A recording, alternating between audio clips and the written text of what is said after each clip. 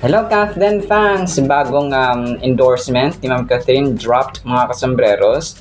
Tapos Sister Alden ay na-feature sila no sa TFC or the Filipino Channel mga kasombreros. Yan at iba pang items.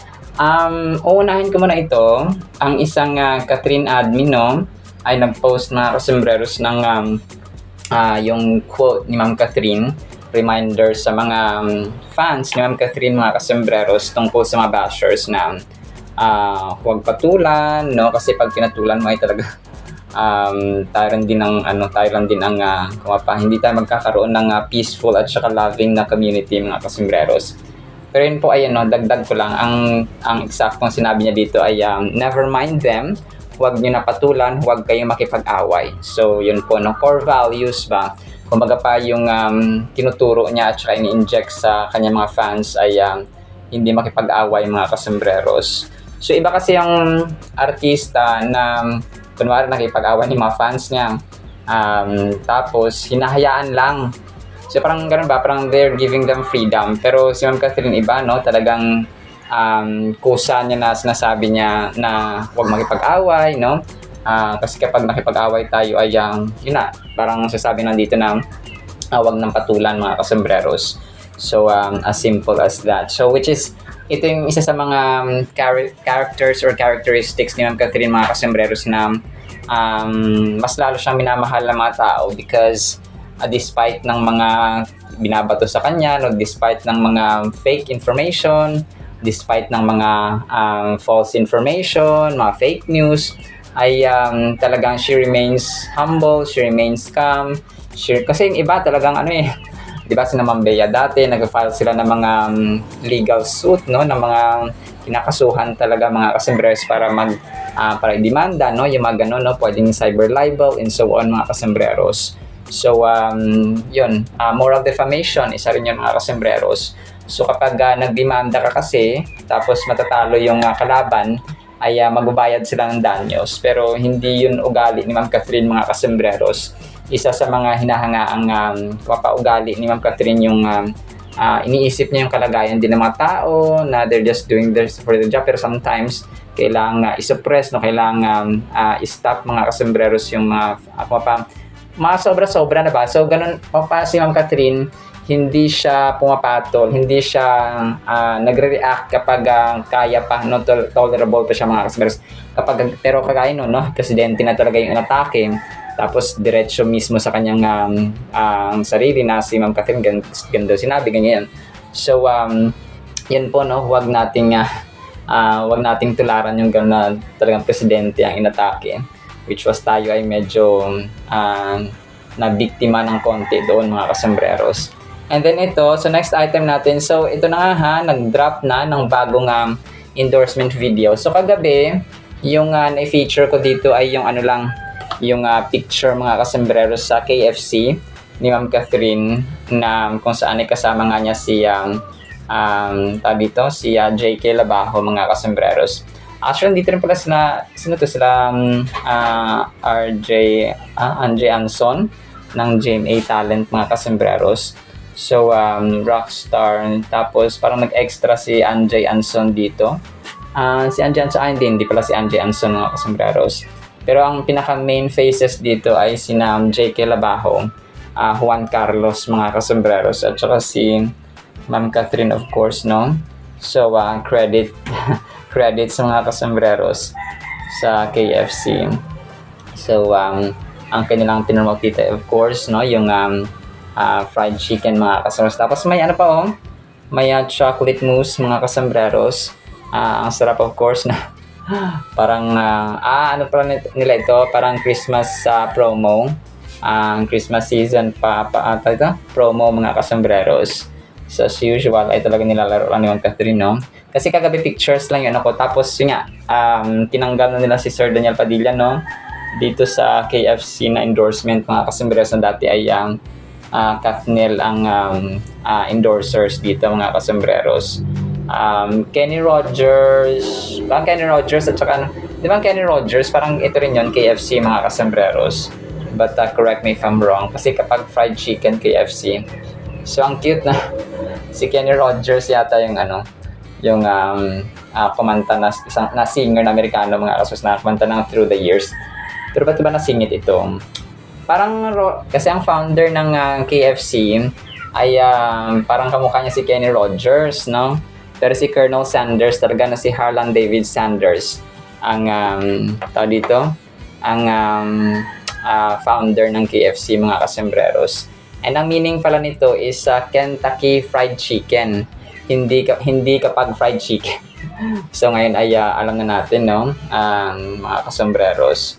So Kentucky, kasi di ba sa Kentucky siya nanggaling, mga kasembreros, sa Amerika, na isa sa 52 states ng bansang Estados Unidos, mga kasembreros. So talaga nag-trivia na tayo dito, no? Pero yun po siya, mga kasembreros. So kung kaya pala siya sikat, kasi kamukha niya si Kenny Rogers, mga kasembreros, na si Colonel Sanders, na founder ng KFC. And then ito, next item natin. So, si Sir Alden at saka si Ma'am Jasmine Curtis Smith ay na-feature sila, no, sa The Filipino Channel. Grabe yung collaboration ngayon, no? Kasi ito yung teleserye, parang rom-com series yata dati ni Sir Alden, way back 2020. I Can See You, Love on the Balcony, na available na, mga kasambreros. So, yung title nito ay Love on the Balcony, mga kasambreros. So, yung kanilang dito is parang pwede ka magrenta, no, sa TFC, mga kasembreros, sa The Filipino Channel, na pwedeng panoorin from November 1, 2025 hanggang March 2, 2026. So, ang renta dito ay $1.99, mga kasembreros, hanggang February 28, 2026. So, para ka manonood sa The Filipino Channel, tapos magbabayad ka ng premium. So, ganun, mga kasembreros, no? Pero kung ito ay March, November, December, January, February, March. So, parang 5 months siya, tapos $1.99 lang babayaran mo. So, parang okay na din, mga kasembreros, no? Kung trip nyo lang pong panoorin itong rom-com series ni Ma'am Jasmine Curtis Smith at saka ni Sir Alden Richards, mga kasembreros. So, matagal na ito. Nagulat nga ako kanina kasi akala ko bago siya, mga kasembreros. So, hindi pala. So, ang kwento pala dito ay parang kunwari daw ay nasilipan ni Sir Alden sa balcony niya si Ma'am Jasmine Curtis Smith, na parang may kinakamera siya, mga kasembreros, no? Pero hindi, no? Yun siya. So, yun ang kanyang hindi ko gaanong alam ito. Kasi nga never tayo naging fan ng dati, no, ni Alden, mga kasembreros, sa ibang partners. Talagang captain lang. And then ito, nakita ko lang tong post, mga kasembreros, tapos may caption, mas halata ang Catherine dito kaysa Kathniel na edited. So kasi nga, no, mas halata ang Catherine dito. Ang dito is itong issue pa rin na nagkita at saka nagpa-pictures na Ma'am Catherine at saka Sir Alden. Hindi ko lang kung ano yung tinutukoy ng fan dito na nag-post nito. Nasasabi niya mas halata ang Catherine dito kaysa Kathniel na edited. So, okay. So, mas agree siya na Catherine ang nagkita, tapos ang Kathniel ay hindi, mga kasembreros. Yun nga, no? Which is totoo. Kasi nga video ito. Hindi mo pwedeng i-edit or parang gamitan ng AI generated, kasi real na talaga. So, medyo delikado, no? Kasi ang ngayon, yung mga tao, yung pag ginawa nila mga AI generated, yung iba hindi na, kunwari yung iba hindi naniwala na yung pasabog ni Zaldico na AI generated daw, something like that. So, parang, grabe namang AI generated, no? So, may advantage at may disadvantage, no, yung paggamit ng AI, mga kasembreros. Very helpful, ang AI, mga kasembreros. Lalo-lalo sa mga estudyante, sa mga professionals, pero to the point na pagkakitaan lang para sa maraming views, ay yun na po yung hindi tama, mga kasembreros. And then ito, next item natin, mga kasembreros, si Sir Alden, no, nag-post sa kanyang Instagram story itong kanyang fan meet nga sa December 13, 2025, na available na ang ticket, mga kasembreros. So, the Alden Richards Ultimate Fan Meet ARXV moving forward.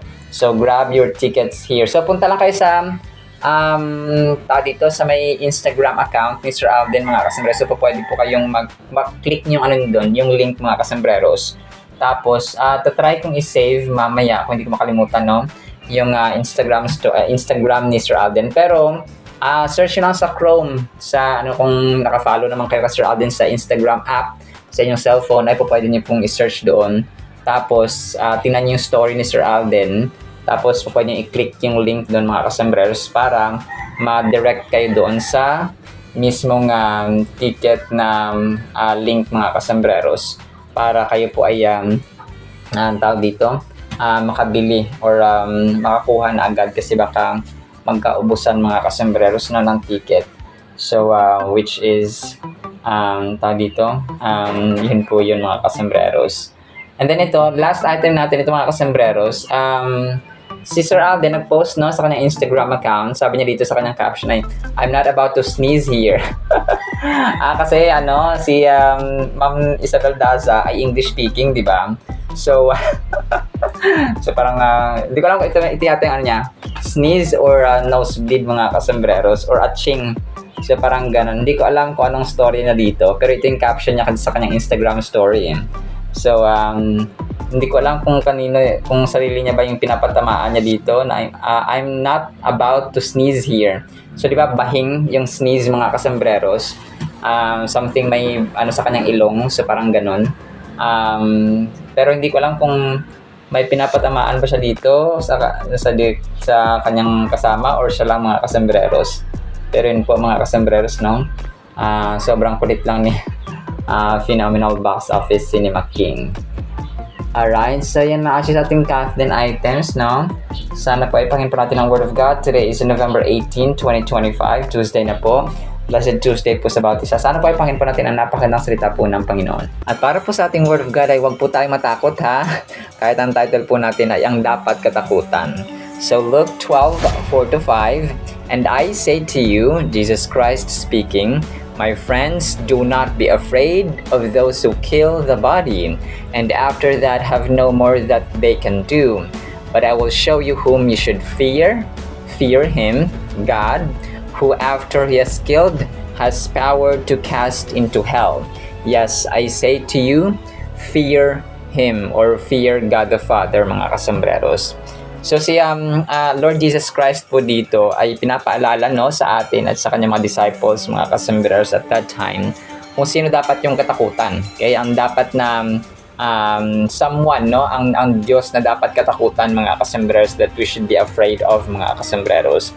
Kasi tayo, yes, tama naman na minsan may matakot tayo na baka hindi ko magawa yung natama tong gantong gawain, baka hindi makapagtapos ang pag-aaral, o natakot ka na baka wala na namang pera bukas, makalawa, wala na namang kaming pangkain or allowance ng mga pambaon ng mga bata. For example, so may mga alalahanin tayo mga kasusya, alalahanin sa ating kalusugan, alalahanin sa ating relasyon, sa ating pamilya, mga kasambreros, mga sakit sa ulo ng mga anak, hindi sumusunod sa magulang, and so on, mga kasambreros. So Jesus Christ urges us to prioritize our fear and reverence towards God above all other things in life. So yung ating takot, may priority rin siya, mga kasambreros, na dapat mas katakutan natin at igagalang, i-revere natin, mga kasambreros, ang ating Panginoon above all other things and peoples or lives, mga kasambreros. So in-emphasize niya dito na ang Panginoon ay ang ating ultimate authority over life and death. So kunwari, di ba, ang tao mamatay. So physical lang niya namatay, pero yung kanyang kaluluwa, ang Diyos po natin ang may kakayahan, may authority at may power na ilagay or itapon siya sa impyerno or papasukin siya sa heaven, mga kasambreros. So he has the full and ultimate authority, mga kasambreros, sa buhay at saka sa kamatayan. So kung hindi niya i-permit, kung hindi niya i-allow, hindi mangyayari. Kung hindi niya i-permit o hindi niya authorize mga kasambreros, ay hindi po mangyayari. Parang lang yan, parang isang presidente ng isang kumpanya or manager ng isang kumpanya, kapag hindi ka pinayagan ay hindi mangyayari. Kunwari, nag-file ka ng leave tapos hindi ka pinayagan, so ang tendency hindi ka mag-leave, kasi nga hindi ka pinayagan, mga kasambreros. So simple as that. Kung pa siya yung pinaka-presidente sa lahat ng presidente, the Lord of all the Lords, mga kasambreros. So his absolute mga kasambreros, nag-highlight ito ng kanyang absolute na power at sovereignty. Kumaga pa, walang katapusan, walang kapantay na power, at walang equal. We turn our hearts and minds towards God by recognizing and acknowledging His supremacy in our lives, ensuring that our decisions and actions align with His will. So, kailangan i-align natin yun lang naman kasi, no? Although mahirap, challenging siya, kasi meron tayong mga ginagampanan ng mga responsibility sa buhay, yung ating pinaka-purpose ay yung gawin ang kalooban ng Panginoon. So, ng kanyang kalooban, no? Love the Lord your God with all your heart, mind, soul, and strength. So, pag sinasabi natin ganito, ay magre-require ito ng time, okay?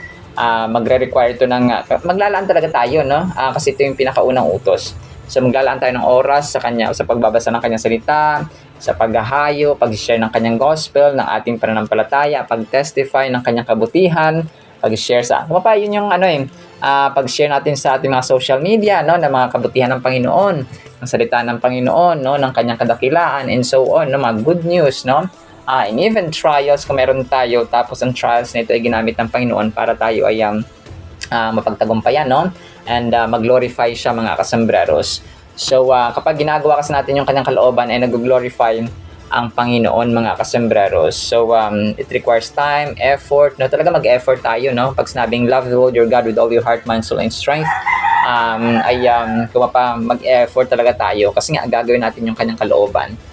Yung ating finances, no? Sometimes, hindi lang sometimes, no? May mga times na talagang yung ating finances ay kailangan itulong din natin sa ministry ng Panginoon, itulong natin sa mga nangailangan kung sobra-sobra at kaya natin, mga kasembreros. So, service, no, effort, mga kasos, kasi hindi lang pera, mga kasembreros, so pwede ka rin mag-serve, no? Kunwari sa simbahan or sa kapitbahay mo or sa tahanan mo, no? Kailangan masipag ka sa paggawa ng mabuti. So, and more, no, maraming pamamaraan, mga kasos, para gawin ang kalooban ng Panginoon. So, and then yung pangalawa nga ay love the Lord your God, love your neighbor as love yourself. So, yun siya, mga customers, no? Kasi kapag ginagawa natin kalooban ng Panginoon, ay parang ginagawa na natin ito sa ating kapwa-tao. So, pag gumawa tayo ng mabuti, nag-glorify ang Panginoon at natutulungan natin yung ibang tao. Think about it, what holds more weight in your life?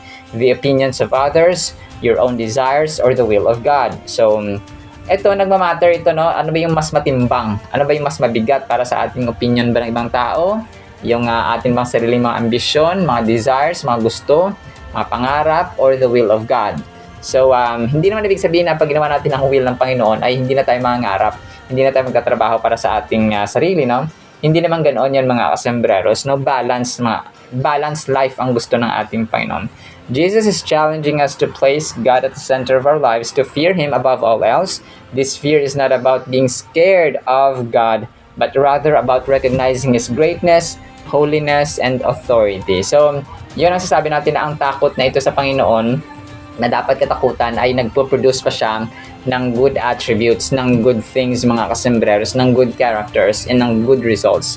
Kasi ang takot sa mundo, di ba, kunwari, natakot ka na literal, no, sa buhay, nagigilty ka pa ng mga nakaraang mga taon pa na nagawa mo, tapos na-depress ka. So, yung takot sa mundo ay nagre-resulta sa panibagong takot at panibagong problema. Pero ang takot sa Panginoon, na dapat katakutan, ay nagdudulot ng mabubuting bagay. So, ganun po ang kanyang kaibahan, mga kasus. Kasi, hindi yun kagaya ng takot natin sa pulis na may pulis andyan na. So may mga so hindi po ganoon, magkaiba yung takot na iyon sa takot sa Panginoon, mga kasama. So dito sa takot sa Panginoon ay mas dinadakila natin at mas na-recognize, na appreciate natin yung kanyang kadakilaan, yung kanyang kabanalan, yung kanyang power, yung kanyang pagiging Diyos, yung kanyang pagiging maawain, mapagpatawad, mga kasambreros, and so on sa ating buhay. When we fear God in this way, we are submitting ourselves to His divine will and seeking to live in accordance with His teachings. So, yun, accordance sa kanyang teachings, mga kasambreros, ha? Kasi yung iba ay baka ibang buhay ang ginagawa nila, mga kasambreros. Today, amidst a world focused on physical security, this passage challenges us to reevaluate our priorities. It prompts a shift from hearing human adversaries to cultivating a healthy reverence for God's authority and justice. By recognizing God's ultimate power and care, we can find peace and security that transcend the limitations of this life. So, yun siya. Kumaga pa, may problema tayo, yes. May pinagdadaanan tayo, yes. May mga hamon tayo araw-araw, yes. Pero iba kasi kapag kung ang Diyos ang ating ginagawang Diyos, ginagawang leader, ginagawang chief, ginagawang pinuno sa ating buhay, Master and Lord and Savior ng ating buhay at pamilya, mga kasambreros. So magkaiba kasi yun eh. Nalalagpasan nila yung problema, na-solve nila. Pero pag wala ang Diyos sa kanilang buhay, sasabihin nila na, ako pa, no? Ako pa. So ipagyayabang nila, mga kasambreros, because iniisip nila na hindi ang Diyos ang may gawa noon, mga kasambreros. So, yun yung pinakamalaking pagkakaiba na may pananampalataya sa walang pananampalataya when it comes to challenges, when it comes to success, when it comes to appreciation. So, our fear of God should guide us every aspect of our lives, shaping our thoughts, words, and deeds. We demonstrate our reverence and awe for God by acknowledging His sovereignty and acting in accordance with His commandments. This fear is a source of wisdom and guidance, steering us away from sinful paths and towards righteousness. It is through this God that we can cultivate a deeper relationship with Him and experience His love, mercy, and grace sa ating buhay. So, yun siya. Napakaganda, no? Napakaganda ng verse nito, mga kasis. And ang application natin dito ay kung mapa-priority lang ang gusto ni Lord dito, no? Hindi na sabihin na normal lang kasi sa atin yun eh. Based sa ating emotions, minsan natatakot tayo na baka hindi mangyari to, o baka posible mangyari to, o baka ganito mangyari sa akin or sa aking pamilya.